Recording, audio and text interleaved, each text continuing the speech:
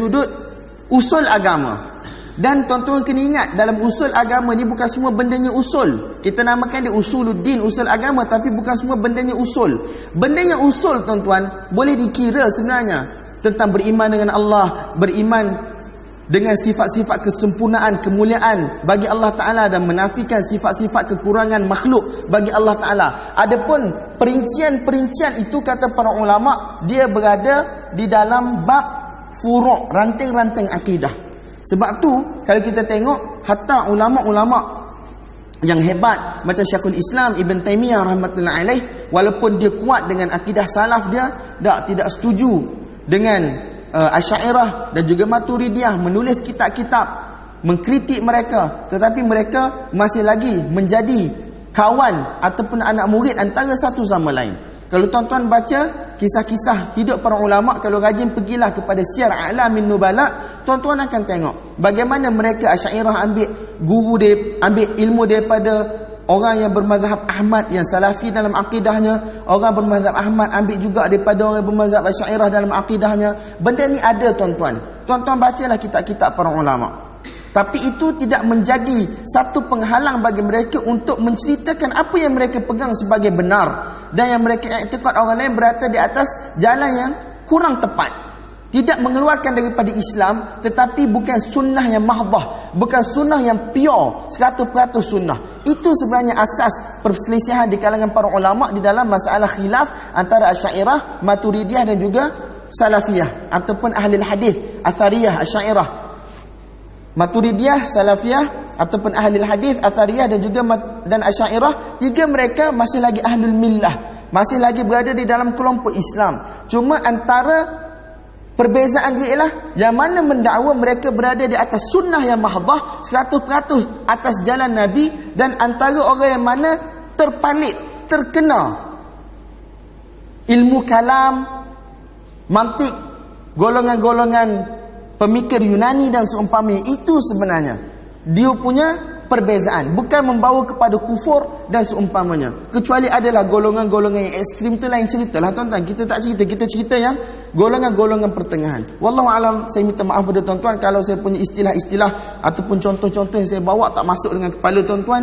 Saya minta maaf, tapi saya nak bagi tahu bahawasanya kita ni sebenarnya walaupun berbeza pendapat, hatta dalam isu akidah sekalipun, masih lagi ada pengkelasan. Benda ni asas tunjang akidah dan benda yang bersifat furu' akidah. Jadi tak kenalah kalau orang yang selalu mengkelas-kelaskan para ulama', dia ni bukan berada di atas jalan ahli sunnah, maka kita tidak boleh ambil ilmu daripada mereka. Benda ni khilaf ijma' para ulama' ataupun khilaf pengamalan para ulama' daripada dulu sampai sekarang. Benda ni khilaf pengamalan para ulama' daripada dulu sampai sekarang. Selagi mana dia berada dalam ruang lingkup ahlul Islam, yang mana tidak kena bid'ah yang ghalidhah, tidak kena bid'ah yang kuat, yang sehingga boleh membawa kepada kufur ataupun mendekatkan diri kepada kufur, pengamalan para ulama' mereka masih lagi mengambil ilmu daripada satu sama lain. Jadi hari ni tuan-tuan, kalau kita mula mengkelas-kelaskan orang, walaupun kita hanya menyebut nama ulama'-ulama' semasa, dia ni tidak berada di atas jalan ahli sunnah yang betul. Apa implikasi, apa kesan dia tuan-tuan? Akan menyebabkan kita terpaksa buang kitab para ulama' yang terdahulu, yang mana tidak berada di atas jalan ahli sunnah dalam bab akidah, dengan erti kata mazhab Athariyah ataupun jalan Imam Ahmad bin Hanbal secara 100%.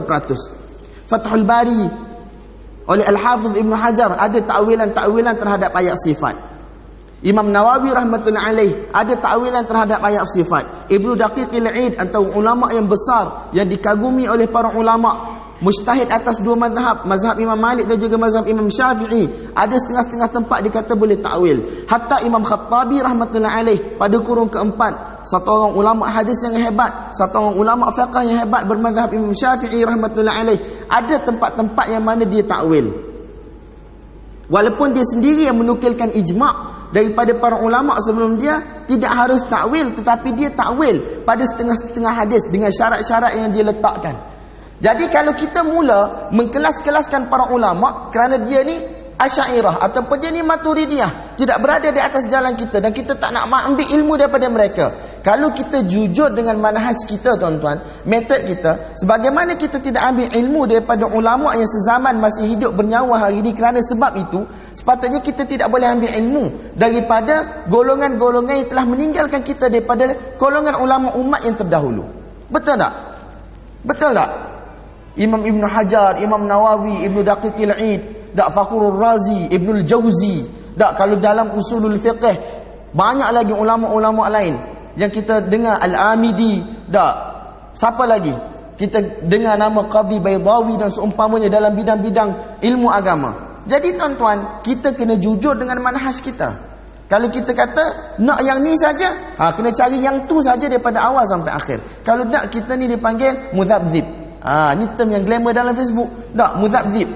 Term-term yang glamour ni, kita sebenarnya tuan-tuan, kita tak clear dengan diri kita. Kita tidak transparent dengan diri kita. Kita tidak jelas dengan diri kita. Sebab tu kita kata apa? Kita kata ke orang, tapi kita yang bengong. Jadi itu yang pertama.